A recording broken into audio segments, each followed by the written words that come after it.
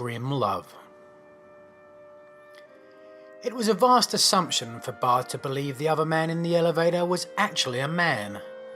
This is because, as a product of Western culture's TV programming, shows like Family Guy, Bard had always thought the Grim Reaper to be a dude.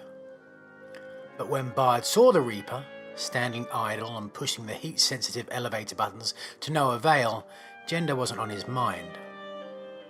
All he whispered was, "Please, God, not today." The response wasn't comforting.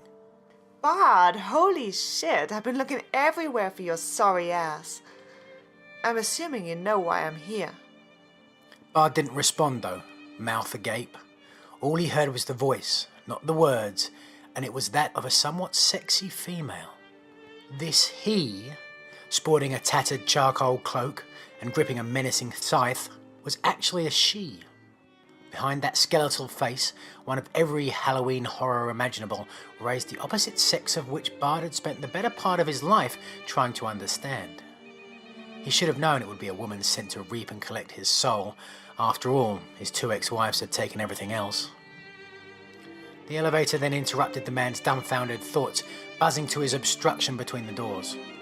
"Well," Bard finally muttered, "we going up or down?" That's not really for me to decide. I'm just kinda here to kill you. "Can I at least grab one beer?" Death loosened her grip on the scythe, checked her watch. I don't usually do this, she said. But it's a bit of a slow day. I suppose it wouldn't kill us. They both chuckled, making awkward eye contact as Bard leaned across her to push the elevator lobby button. It would have been a vast assumption at this point to ever believe these two would end up in love. But they did. That night Death got way too drunk to kill Bard, as she is wont to do, and made a complete ass out of herself. Bard took her home, cleaned her up, and they fooled around a little. He then, after a minor debate on the issue, let her take the bed and him the couch. The next morning Death slept till noon, late for the daily harvest, and donned sunglasses when facing the mid-afternoon light. She was too hungover to track down and kill Bard, but he left a note inviting her to make herself at home, that breakfast was waiting on the kitchen island. She played Call of Duty, while waiting for him to come back.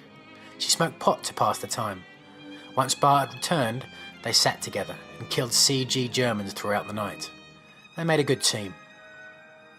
Weeks passed, and yet Bard lived. He took her dancing, on walks along the coastal cliffs, to archaeological lectures. They discussed politics, religion, and the unlikely possibility of time travel. Sometimes she would make him watch Sex and the City with her. Sometimes she would take him to the cemeteries and brag of her favourite assignments. He would daydream of spending a life with her, having kids, growing old, the whole works. But Bard was already old, and he'd already made 2 attempts at such an existence, both failing, one to the folly of youth, the other to midlife dismay. Death was different though.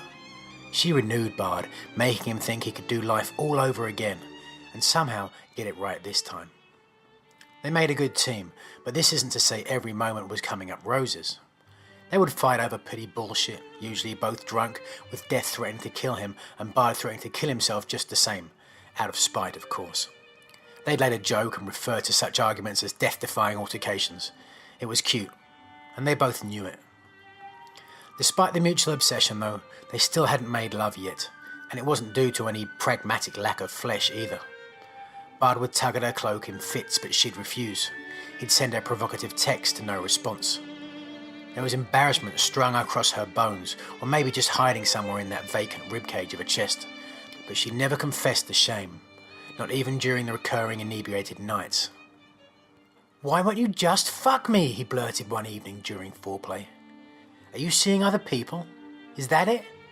Or is this just some sick game to you, something to do with all your victims, huh? Is this just..." She slapped him.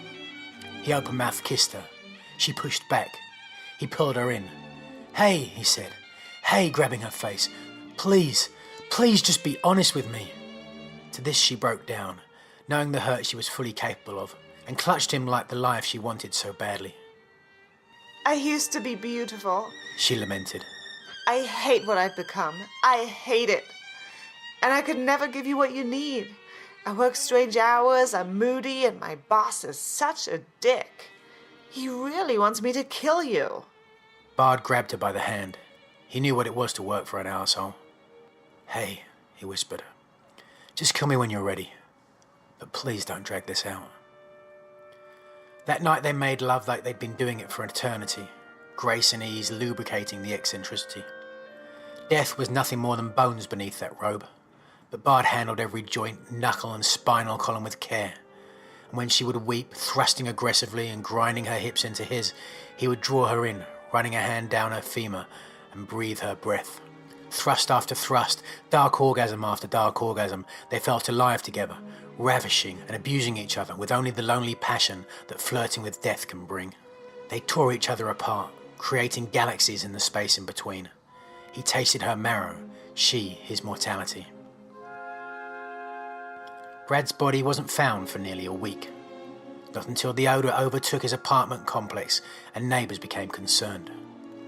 The coroner's reports ruled the matter a heart failure, poor diet compounded by inevitable ageing. It would have been a vast assumption for anyone to think otherwise.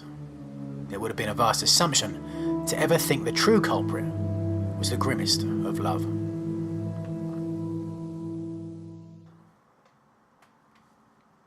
I think that's perfect. Yeah.